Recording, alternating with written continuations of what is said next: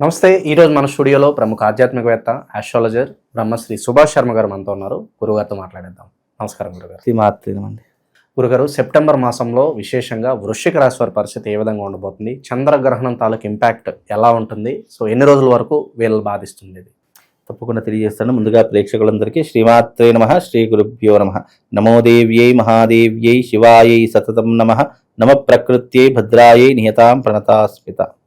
వృశ్చిక రాశి వారికి గ్రహణం యొక్క ఎఫెక్ట్ అనేటటువంటిది శుభాన్ని, అదృష్టాన్నే చేకూరుస్తుంది తప్ప నెగిటివ్ ఇంపాక్ట్ ఏమీ కనిపించట్లేదు. అలాగే ఈ యొక్క వృశ్చిక రాశి వారు ధైర్య సాహసంలో ముందుకుంటూ ఉంటారు. అలాగే ముక్కుసూటిగా మాట్లాడేటటువంటి వ్యక్తులు, ధైర్యము అలాగే గొప్పతనము అలవాటు చేసుకున్నటువంటి వ్యక్తుల్లో ఈ వృశ్చిక రాశి వారు ఒకరు అని చెప్పుకోవచ్చు. గౌరవ మర్యాదలు అందిపుచ్చుకునేటటువంటి వారు, సమాజంలో కీర్తి ప్రతిష్టలు ఉన్నటువంటి వారు, వీళ్ళకంటూ ఒక జీవితంలో ఒక గొప్ప స్థాయి ఉండాలి. నలుగురిలో నేను గొప్పవాణ్ణి అని నిరూపించుకోవాలి. 10 మందిలో నేను ఒకరిని అని కాకుండా ఒక్కరినే నేను ప్రత్యేకంగా కనిపించాలి అనేటటువంటి తత్వంలో ఉన్నటువంటి వారు ఈ వృశ్చిక రాశి వారు. వీరు ఎక్కువగా న్యాయ సంబంధమైనటువంటి విషయాల్లో, లేదు పోలీస్ యంత్రాంగ విషయాల్లో కావచ్చు, మిలిటరీలలో కావచ్చు, వృత్తి వ్యాపారాదులలో కావచ్చు, వీళ్ళు చాలా ముందు వరుసలో ఉంటూ ఉంటారు. వీళ్ళకంటూ ఒక ప్రత్యేకమైనటువంటి గుర్తింపును సాధిస్తూ ఉంటారు. కనుక ఈ వృశ్చిక రాశి వారికి గ్రహణం యొక్క ఎఫెక్ట్ ఏమీ కనిపించట్లేదు. ఎస్పెషల్లీ గ్రహణం యొక్క ప్రభావం వల్ల వీళ్ళకు శుభాలే ఉన్నాయి తప్ప అశుభాలు ఏమీ కనిపించట్లేదు. కనుక వృశ్చిక రాశి వారికి అనుకున్నటువంటి పనులు సకాలంలో పూర్తి చేసుకోగలుగుతారు. అలాగే వీళ్ళ కోపం, ఆవేశం ఎక్కువగా ఉండేటటువంటి అవకాశాలు ఎక్కువగా ఉంటాయి. వీలైనంత వరకు కోపం, ఆవేశం తగ్గించుకునే ప్రయత్నం చేయండి. దురుసుగా ఎవరితో ప్రవర్తించేటటువంటి పరిస్థితిని పెట్టుకోకండి. ఒక మాట అన్నా రిసీవ్ చేసుకునేటటువంటి విధంగా ఉండండి. ఎందుకంటే మనకు కొన్ని అదృష్ట యోగాలు బాగా లేనప్పుడు మనకు కుక్క కూడా మన ముందర మురుగుతూ ఉంటుంది. కాబట్టి అలాంటివి పట్టించుకోకుండా వీలైనంత వరకు మీ జీవితంలో సహనము, ఓపిక అనుభవించేటటువంటి యోగాన్ని అలవాటు చేసుకోండి. తద్వారా మీ జీవితంలో ఇంకా గొప్ప స్థాయికి వెళ్ళేటటువంటి యోగం మీ జీవితంలో ఏర్పడుతూ ఉంటుంది. కోపం వల్ల మనకే నష్టము తప్ప ఎదుటి వారికి ఏమి కష్టం కలగదు. కనుక తన కోపమే తన శత్రువు అన్నటువంటి మాట గుర్తుపెట్టుకోండి. ఎందుకంటే వృశ్చిక రాశికి అధిపతి కుజుడు అవుతాడు. కుజుడు ఏంటి అంటే అగ్నితత్వం కలిగినటువంటి వాడు. తొందరగా రియాక్ట్ అవుతూ ఉంటారు. కాబట్టి ఏ విషయానికి తొందరగా రియాక్ట్ కాకండి. ఎందుకంటే ఆ రియాక్ట్ అయినటువంటి మనం ఏదైతే ఎక్స్పోజ్ చేస్తామో, ఏదైతే రియాక్ట్ అవుతామో ఆ సమయ సందర్భాల్లో అది ఎదుటి వారికి తప్పుగా అనిపిస్తుంది. మీకు ఒకవేళ అలా అనిపిస్తే కాసేపు విశ్రాంతి తీసుకోండి, కాసేపు ఆలోచన చేసుకోండి. తర్వాత దానికి ఏం చేయాలో అనేటటువంటిది అర్థం చేసుకొని దానికి ప్రయత్నం చేసుకుంటే మీకు శుభం లాభం కలుగుతుంది. ఎందుకంటే వృశ్చిక రాశి వారు ఎవరైతే ఉన్నారో ఎంత శాంతంగా ఉంటే మీరు అంత హైట్స్కి వెళ్ళేటటువంటి అవకాశం ఉంటూ ఉంటుంది. డబ్బు సంపాదించేటటువంటి ప్రయత్నంలో వాళ్ళు చాలా ప్రయోజకులుగా మారిపోతూ ఉంటారు. విదేశాలకు వెళ్ళేటటువంటి యోగం ఉంటూ ఉంటుంది. చదువుకునేటటువంటి అర్హత కలుగుతూ ఉంటుంది. డబ్బు సంపాదించడానికి ఇది సరైనటువంటి సమయంగా మీ జీవితంలో గుర్తించబడుతుంది. వైవాహిక జీవితంలో కానీ, కుటుంబ విషయాల్లో కానీ చాలా జాగ్రత్తగా ఉండేటటువంటి ప్రయత్నం చేసుకోండి.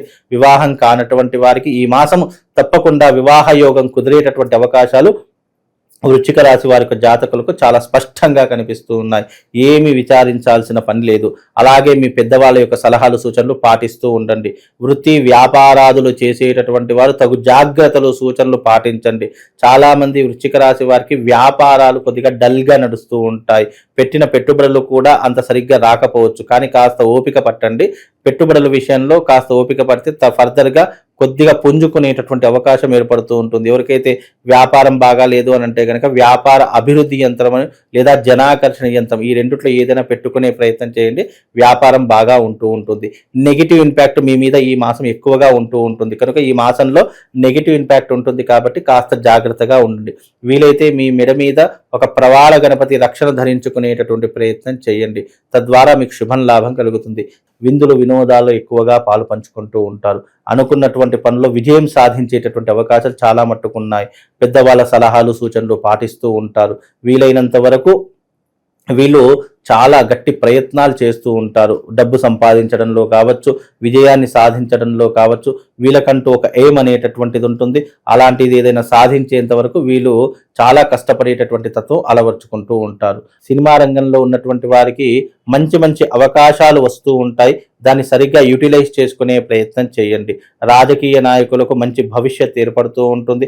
ప్రజల యొక్క మన్ననలు లభిస్తూ ఉంటాయి. మంచి పదవులు చేజిక్కించుకునేటటువంటి అవకాశాలు ఏర్పడుతూ ఉంటాయి. కాబట్టి ఈ వృశ్చిక రాశి వారికి ఈ మాసం చాలా అద్భుతమైనటువంటి యోగంగా చెప్పుకోవచ్చు. పెట్టుబడుల విషయానికి వచ్చేసరికి స్టాక్ మార్కెట్ కానీ, గోల్డ్ ఫైనాన్స్ కానీ, గోల్డ్ బిజినెస్ మీద కానివ్వండి, లేదా రియల్ ఎస్టేట్ రంగం మీద పెట్టుబడులు పెట్టండి. చాలా మంది రియల్ ఎస్టేట్ పడిపోయిందండి, అసలు రియల్ ఎస్టేట్ లేదంటే, మీరు పెట్టుబడులు పెట్టాలంటే భూమి మీద పెట్టుబడి పెట్టండి. భవిష్యత్తులో అవి ఇంకా పెరిగేటటువంటి అవకాశాలు ఉంటాయి.